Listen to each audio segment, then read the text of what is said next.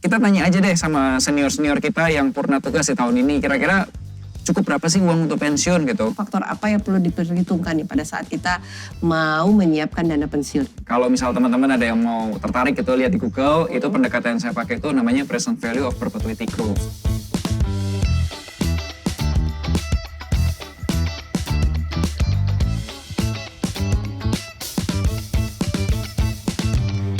Sahabat BC Alat, apa kabarnya hari ini? Semoga tetap sehat dan semangat selalu.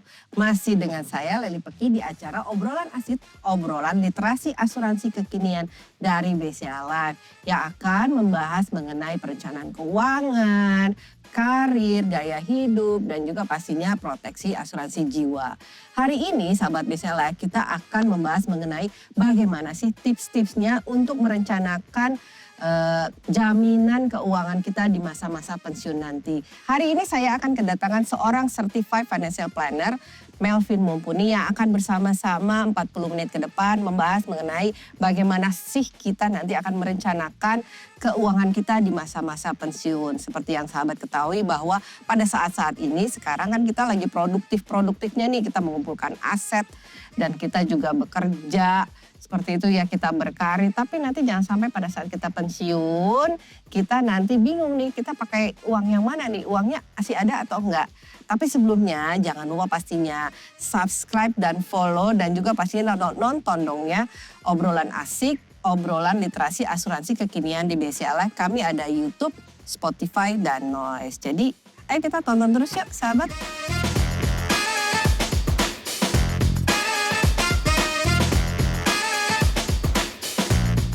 Udah ketemu tempat enak nih sahabat. Sekarang cuacanya enak banget di hari ini. Untuk pas banget untuk kita ngobrol-ngobrol mengenai perencanaan dana pensiun kita nanti. Nah itu dia Mas Melvin, apa kabarnya pagi ini?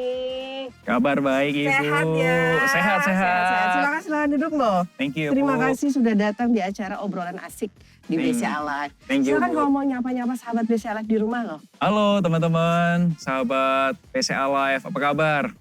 Salam kenal nih, saya Melvin Mumpuni dari financialku.com. Oke, keren banget. Pasti nanti dalam waktu kayaknya 40 menit ke depan kita akan ngobrol-ngobrol nih Mas mengenai bagaimana sih tips-tips dari Mas Alvin ini mengenai kita bagaimana strategi untuk mengelola dana kita sekarang yang nanti pastinya untuk cukup untuk masa pensiun kita. Betul. Gitu ya. Mas Melvin, kita tahu nih bahwa dari pemerintah membuat peraturan baru, sebenarnya nggak baru-baru banget ya, 2015, udah 10 tahun yang lalu, ada perubahan usia pensiun. Betul. Yang dari 55 tahun Naik, menjadi 59 tahun. Ya. Nah itu tapi ternyata pengaruh juga nih ke pencairan JHT.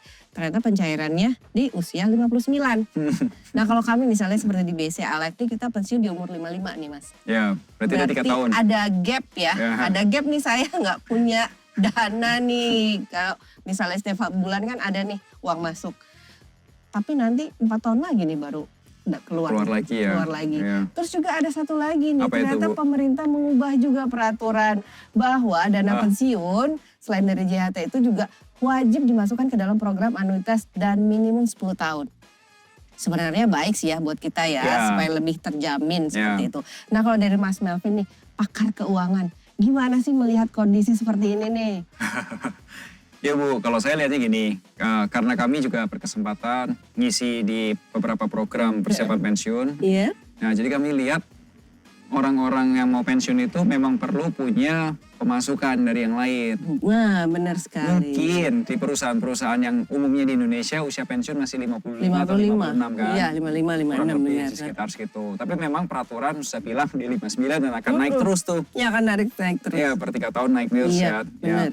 Ya makanya itu orang-orang yang kerja di perusahaan perlu menyadari bahwa ya kalau ketika pensiun memang ada gap seperti itu dan perlu disiapkan sejak awal. Jadi ketika pensiun ya mungkin dari kantornya sudah selesai purna tugas. Benar. Tapi masih punya sumber penghasilan lain. Contohnya apakah punya usaha franchise, Side income ya, side income, atau punya rumah kontrakan atau rumah kos-kosan. Benar-benar juragan kos-kosan perlu banget. Nah tapi kan itu semua juga perlu perencanaan, nggak cuma pada saat kita udah mau pensiun ya, harus jauh-jauh hari kan pastinya. Nah kalau dari kira-kira dari 4 tahun itu terdapat masa tunggu tadi kita yang nggak punya penghasilan JHT kita baru cair nanti, terus juga anuitas kita mungkin kalau kita lihat anuitas kita juga mungkin nanti kok kecil ya gitu, nggak cukup ya untuk gaya hidup saya seperti sebelumnya, seperti itu. Kira-kira nih berapa sih tepatnya kita harus menyiapkan dana nih Mas? Nah, kalau besaran dana emang harus dihitung ya Bu ya. Ada perhitungan khususnya gitu. Ya itu kalau ada banyak pendekatan, kalau yang paling simpel itu kalau saya tuh pendekatannya gini, ngitung aja kira-kira ketika nanti pensiun pengeluaran per bulan tuh berapa sih? Oke, itu disamakan dengan pengeluaran per bulan saat masih bekerja, terakhir ya? Ya, tapi dikurangin dikit kan. Biasa kalau sudah pensiun. Ya gaya hidupnya Ya, coba tolong jangan terlalu ya, pada saat income masih seperti betul. normal ya. Mungkin juga anak-anak udah selesai sekolah. Iya, Ya, kemudian seperti mungkin itu. biaya transportasi ke kantor kan Oke. tadinya Oh iya, jadi udah nggak ada. Transport biasanya ya, Ya, terus ada makan siang. ya, Jadi mungkin bisa ditekan efisiensinya di situ. betul. Tapi di sisi lain terkadang- biaya kesehatan Bu. Nah itu dia saya baru mau ngomong, usia 55 itu kan biasanya seringnya udah gak main ke mall lagi ya. Iya. Mainnya ke rumah sakit. Apalagi kalau mudanya nggak mulai diolahragain, Nah, gaya nggak mulai hidupnya ya. dijaga gitu. Biasanya di usia 50-annya dia udah wah harus biaya berobatnya banyak gitu. Nah seperti itu, jadi walaupun ya kalau berobat orang mikirnya kan ada BPJS ya, tapi ya terkadang mungkin buat orang-orang lebih nyaman kalau berobat dengan ini ya asuransi swasta seperti Betul, itu. betul. Di BSL juga ada loh programnya, jadi kami Iya. lengkap loh Mas. Iya. Tapi kita balik lagi, jangan ngomong Ah. situ dulu, nanti ya saya mau ngulik-ngulik lagi. Kira-kira nih Mas, Betul. kalau tadi untuk dana pensiun, kita tuh usia yang pas tuh mulai dari berapa sih? Sebenarnya lebih cepat lebih baik. Contoh ya Bu ya, simpel aja. Ini kan tahun 2025. Kalau ada orang pensiun di tahun 2025 di Jakarta, pegang uang 1 miliar bisa cukup nggak Bu? Enggak. Enggak ya Bu? 2 miliar? Kalau saya hitung-hitung sih, kalau saya ya, kemarin saya hitung-hitung sekitar 3 miliar. 3 miliar di tahun 2025 hidup di Jakarta. Nah nanti kalau misal saya sekarang usia 35 tahun, berarti kalau pensiun saya kurang lebih 20 tahun lagi. Nah 20 tahun lagi 3 miliar masih cukup nggak? Enggak kan? Sekarang dolar berapa sih? Dolar naik, emas naik gitu ya, nggak ada harganya. Iya kayaknya. itu simpel aja kan Bu, karena kan banyak orang, kita tanya aja deh sama senior-senior kita yang purna tugas di tahun ini, kira-kira cukup berapa sih uang untuk pensiun gitu. Oke. 3 miliar aja nggak cukup sekarang, apalagi nanti 20 tahun lagi. Iya benar-benar. Kan harganya naik terus. Iya benar. Nah, Mas Marvin itu tadi banyak sekali ya strategi-strategi yang pasti perlu kita lakukan untuk mengumpulkan tadi tuh miliar, 2 miliar, 3 miliar atau mungkin tergantung gaya hidup ya 5 miliar juga boleh. Tapi ini udah mulai panas nih Mas. Kita pindah ke dalam ya kayaknya Boleh. lebih enaknya. boleh.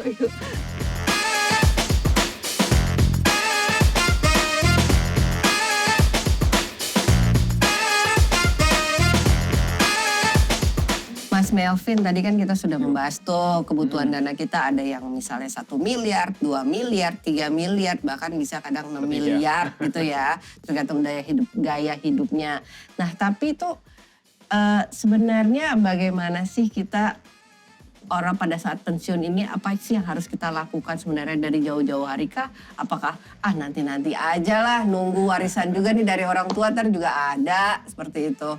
Gini Bu, jadi sebenarnya masyarakat Indonesia ini itu punya tiga masalah keuangan yang paling sering Apa kejadian. tuh? 3 masalah ya. Satu nih ya Bu ya, Satu. semakin besar penghasilan, biasanya pengeluarannya makin besar. Oh ya saya tahu itu, karena kita biasanya posting ke pengeluaran itu persentase dari penghasilan. Betul. Terus semakin besar penghasilan, cicilannya makin gede lagi. Nah itu tadi. Dan terakhir, semakin besar penghasilan, tabungan investasinya makin kecil. Oh Nah, salah dong ya. itu masalahnya 3 orang itu. Bener, salah Ya. banget. Ya karena orang Indonesia kebanyakan itu kalau nabung atau invest itu di sisa. Betul. Jadi dia nggak akan ada sisa untuk mikir yang akan datang. Oke, jadi harusnya nih berarti sebenarnya seberapa penting sih kita menyiapkan dana itu sebenarnya dari pengelolaan penghasilan setiap bulan ini kan 100% tadi nih. Kira-kira alokasi seperti apa nih Mas? Gini Bu, sebenarnya tidak ada persentase yang pasti ya, karena setiap orang kan ada beda-beda. Iya Tapi kan kalau biasanya ada yang bilang tuh 50, 30, 20. Ya, tapi secara rasio keuangan dikatakan sehat itu kalau rasio tabungannya itu 20%. Artinya seseorang dengan income 10 juta, berarti tabungnya paling enggak 2 juta. 2 juta. Meskipun kalau kita hitung 2 juta buat nyekolahin anak nanti, buat pensiun. Kurang lah. Iya, jadi makanya saya bilang kalau ditanya rasio keuangannya ada nggak? Ada, rasio tabungan tuh 20%, at least atau minimal. Tapi angkanya bisa jadi kurang gitu. Makanya kita perlu hitung sebenarnya tuh berapa sih yang dibutuhin gitu. Ya, gitu. Karena kan setiap orang tuh beda. Misalnya kayak saya atau Mas Melvin, mungkin di saya 10 juta besar, tapi mungkin di Mas Melvin, oh buat saya 10 juta itu kecil lah buat tabungan. Ada juga ya kayak, oh tabungan 10 juta tuh berat banget gitu loh. Betul. Ya itu tadi tergantung berapa sih nilai yang pengen kita achieve tadi ya. Betul. Apakah tadi 1 miliar, 2 miliar, 3 miliar, atau 6 miliar. Nah kira-kira Mas, kalau sekarang kan banyak banget nih faktor-faktor yang kita lihat tuh dari kondisi spending kita, terus juga kondisi gaya hidup kita. Nih kira-kira faktor apa yang perlu diperhitungkan nih pada saat kita mau menyiapkan dana pensiun? Ini, yang pertama kita itu perlu, menurut saya ya, kita tuh perlu tahu sebenarnya kalau waktu pensiun saya itu nanti pensiun saya tuh pengen seperti apa sih? Oke. Kita set dulu ya. Iya gitu. Itu paling gampang. Ya kalau saya gampangnya karena kami di Finansialku sering diminta untuk isi in-house training.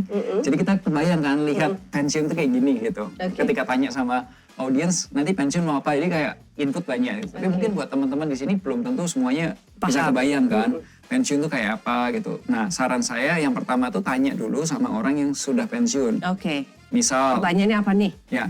Pensiun itu nanti kayak apa sih rasanya? Maksudnya kayak ke orang-orang yang sudah pensiun, mungkin ada orang tua yang udah pensiun, atau mungkin anggota keluarga, atau mungkin keluarga besar ada yang sudah pensiun, tanya, misal, Papa waktu pensiun gimana? Atau Om ketika pensiun itu masuk pensiun seperti apa? Jadi kita tuh ada gambaran gitu. Oke, pensiun tuh kayak gini. Nah, udah. Kedua, tanya kalau orang-orang pensiun tuh, atau lihat orang-orang pensiun tuh, pemasukan dari mana, pengeluarannya gimana, itu perlu tahu dong. Cash flow-nya ya. Paling nggak kan yang biasa ada cash flow rutin, nanti nggak rutin gimana caranya. Ya, dari pengeluarannya apa sih yang dibutuhin, udah ada pengeluaran apa nih yang besar, tanya, ngobrol. Ada yang sudah memang nggak bisa nggak kita keluarkan. Kalau misalnya rumah kan pasti ada listrik, air. Iya, kalau punya rumah sendiri pasti ada benar-benar terus. Iya, pompa lah. Iya benar. Kayak di rumah saya pompa kayak tiap 2 bulan mati deh. Entah kenapa ya. Iya entah kenapa itu saya nggak ngerti. Terus juga pasti misalnya kalau usia pensiun 55 tadi, iya kalau anaknya sudah bekerja. Iya kalau belum. Kalau belum sekarang soalnya kan banyak juga sahabat-sahabat BCA Life di rumah mungkin usia menikahnya tadi agak telat, jadi punya anaknya juga agak telat. Mungkin nanti di usia 55 anaknya baru masuk kuliah. Iya, atau juga biaya menikahkan anak tuh gede loh. Oh ya benar. Itu gede. Biaya gedung, biaya catering. Iya, apalagi kalau gengsinya gede orang tuanya, itu gede banget. Belum lagi kalau sekarang ini ya, ini seserahannya ya mahal. Iya, seserahannya makin mahal. Nah, yang pertama tuh tadi tahu dulu nih, kita tuh ketika pensiun tuh ekspektasinya mau apa. Iya. Kedua tuh tahu nih, pengeluarannya buat ini, kalau ada pemasukannya kira-kira begini. Nah, pensiunan tuh ada yang pensiunan yang happy, ada pensiunan yang nggak happy juga gitu kan. Jangan sampai kita unhappy ya sahabat ya. Betul, makanya teman-teman itu perlu tahu nih, perlu tanya juga, lihat juga gitu. Oh yang happy itu ngerjain apa sih? Oke, apa sih yang dia lakukan sebelum masa pensiun? Nah, kira-kira nih Mas, kan pensiun tadi kita buat set tadi 55 ya. Kira-kira kita tarik mundur tuh di tahun usia berapa sih? Kita mulai mikirin nih, buat sahabat-sahabat yang masih muda pastinya ya. Ya Bu, orang-orang bilang ketika masuk kerja udah langsung mikir gitu ya. Tapi jujur aja, saya sendiri waktu di industri masuk kerja juga, pertama-tama mikirnya happy-happy nikah Bu. Iya karena pasti pensiun. Awal kan kita pasti beli rumah, beli mobil ya, belum kepikiran pensiun. Seperti itu. Tapi kalau saya karena ini udah di usia 30-an, nah saya tuh sudah mulai mikir, oke, kita perlu punya beberapa aset. Ya untuk persiapan pensiun. Contohnya kita mulai berpikir untuk Oke, kalau punya waralaba. Oke. Atau punya properti yang untuk bisa Tadi kita bisa kos-kosin atau sewain punya gitu. apartemen buat carinya di daerah kuliah kampus ya. Jadi bisa dikontrakin ke anak-anak kampus. Jadi dalam jangka saya 20 tahun itu saya berusaha paling nggak ada beberapa aset yang saya sudah mulai. Ada passive yang bisa didapatkan. Tapi di sisi lain Bu, itu yang perlu diperhatikan juga perjalanan kita menuju ke usia nanti pensiun itu kan ada banyak risiko kan. Iya, betul. Ketika saya mau invest, ketika saya mau melakukan ini itu gitu ya, mau nyerang gitu, mau attack gitu, mau dapetin aset gitu. Ya saya juga harus nyiapin defense-nya saya dong. Oke. Ya kalau misal nih saya kerja mati-matian gitu. Sampai capek gitu, sampai tumbang gitu. Terus udah ya misal terus udah ada biaya rumah sakit yang cukup gede misal. Betul. Malah uang investasi saya kepake buat untuk biaya berobat gitu. Itu perlunya proteksi. Nah itu proteksi defense. Asuransi. Nah proteksi asuransi itu sebenarnya buat sahabat BCLF ya. Kalau asuransi ini kan ada orang bilang tuh uang kecil untuk uang besar. Ya. Jadi apalagi mungkin sahabat-sahabat BCLF bisa cek mungkin ya. Dulu harga kamar rumah sakit itu yang satu orang one bed ya, one room itu sekitar 1.100.000, 1.200.000. Ya. Sekarang kamu tahu nggak berapa? Nggak tahu. 2,5 juta. Oh, udah 2,5. One bed, one room. Di rumah sakit yang sama? Rata-rata. Oh, wow. Jadi kalau misalnya nih dulu pada saat kita anggap saya juga punya asuransi kesehatan nih Mas.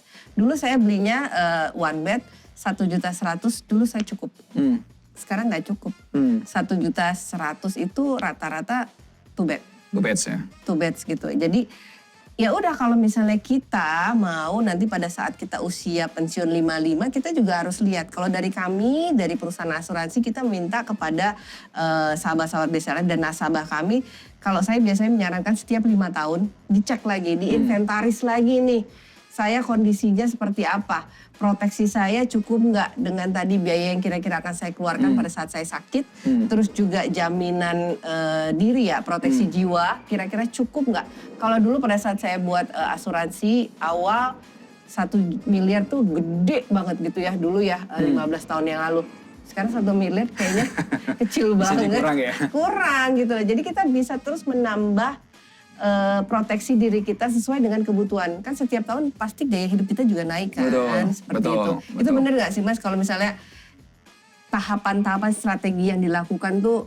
Betul. Kalau saya sih seperti itu. Betul Bu. Nah justru ini kesempatan juga untuk menekankan itu gitu. Jadi kalau kita masih muda, itu juga tadi selain review polisnya atau review kebutuhan kita, tapi yang paling penting itu gini Bu, cara berpikirnya. Ibarat kita lagi main sepak bola nih Bu. Kan nggak mungkin ya 11 orangnya nyerang semua kan. Pasti kan ada kiper, ada yang nyerang, ada juga yang bertahan kan, pemain tengah yang bertahan gitu. Nggak semuanya nyerang kan. Nah jadi kalau kita lagi muda, kita lagi mau dapetin investasi atau mau beli aset lagi atau mau kaya gitu. Lagi banget nih usaha maksimal. Jangan sampai kita main sepak bola 11-nya nyerang semua gitu. Harus ada pertahanan juga gitu. Harus tetap ada gawang dijaga. Karena tetap harus ada pemain tengah yang jagain gitu. Nah itu kebanyakan orang nggak tahu. Nggak tahu. Jadi mereka ngumpulin aset, mereka nggak tahu tadi sebenarnya pada saat kita ada risiko itu biayanya besar sekali. Jadi semua aset-asetnya terpakai. Betul. Dan ketika nyiapin pensiun tadi Bu, pertama kita udah lihat nih, kebutuhannya sekian gitu. Kedua udah kita lihat mana sih yang happy, mana yang enggak gitu. Kalau bisa kita ngikut yang happy dong. Belajar ya kita ya. Belajar dong sama yang sudah pensiun. Ketiga, kita mulai ngitung, berapa sih yang harus kita siapin sekarang. Nah ketika nyiapin di sini Bu, yang nomor 3 ini, itu jangan cuma berpikir gini, kan sudah dipotong tiap kali bulanan gajian. Iya kan? Iya 5%. 3% dari perusahaan, 2% dari kita ya dipotongnya. Iya kan rasanya, gue udah dipotong, udah itu urusan pemerintah lah, urusan perusahaan gue gitu. Gitu. Jadi gini, coba dilihat deh, itu kalau misal let's say 3% itu dipotong terus, atau 5% itu dipotong terus, kalau ada dari perusahaan tempat kerja juga ada dipotong. Kira-kira uang itu cukup nggak sih? Dihitung. Atau minta tolong sama tim HRD untuk tahu, kira-kira uang gue cukup nggak sih? Iya. Kalau kita biasanya setiap tahun itu kita ada laporan saldo dana pensiun kita, sama kalau misalnya setahu saya kalau misalnya di pemerintah kita pakai aplikasi JMO. Ada. JMO kita bisa cek ya. Nah Kalau saya biasanya yang saya lakukan, saya cek tuh dari JMO saya saldonya berapa, di dana pensiun saya saldonya berapa, saya kan punya target kan. Target saya harus achieve berapa. Nah di situ dulu yang saya lakukan, saya top up berkala. Nah, Ibu mencoba untuk Karena saya iuran sendiri. saya iuran sendiri karena saya nggak mau saya susah nanti dan membebani anak-anak saya. Saya nggak pengen saya jadi sandwich generation buat mereka. Betul. Seperti itu kan kita belajar ya. Saat ini kan mostly dari kita ya. Kalau saya sekarang sandwich generation, saya menopang orang tua gitu loh. Nah saya nggak pengen, saya udah ngerasain. Jadi saya pengen saya tidak membebani anak saya. Jadi saya berusaha gue harus bisa mandiri pada saat nanti sudah tidak punya income setiap bulan. Keren, keren. Nah ini yang harus dicontoh. Jadi intinya ketika kita nyiapin pensiun ada 3 nih pilarnya. Nah, apa Satu tuh? memang dari dulu Jam Sostek, sekarang udah namanya BPJS Ketenagakerjaan. Nah yang kedua, ada beberapa perusahaan yang punya dana pensiun dari pemberi kerja atau perusahaan tempat dia kerja. Nah yang ketiga, kalau memang kita lihat kurang, ya kita inisiatif pribadi kayak Ibu tadi, nambah sendiri.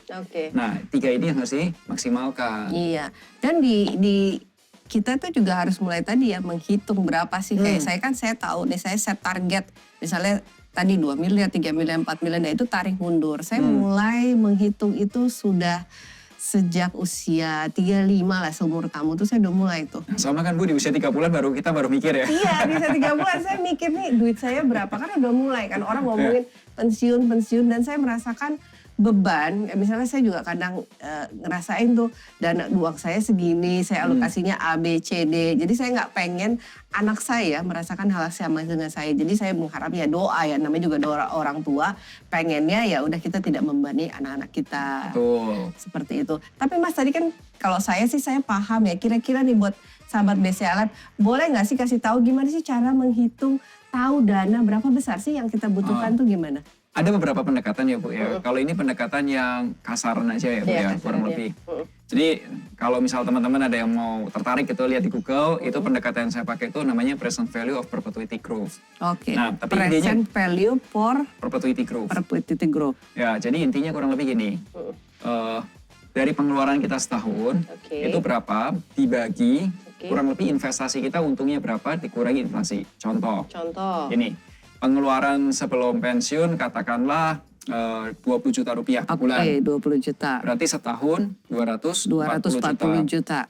Nah, katakanlah dengan investasi yang ada, katakanlah dapat untung 8%. 8%, itu udah gede banget loh. Gede, lumayan ya? Gede, lumayan. Kalau dikurangin sama ini inflasi 4%, berarti sisanya cuma 4%.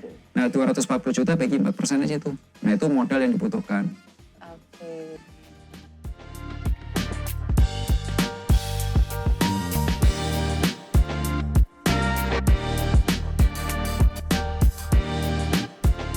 Jadi ketika gede, yang ada di otaknya kita itu bukan punya uang ditabung, punya uang dibelanjain, sisanya tabung. Karena asuransi itu uang kecil untuk uang besar. Betul. Nah ketika pensiun, ya sebaiknya kita punya sumber penghasilan sendiri. Jangan sampai kita nyusahin anak-anak kita.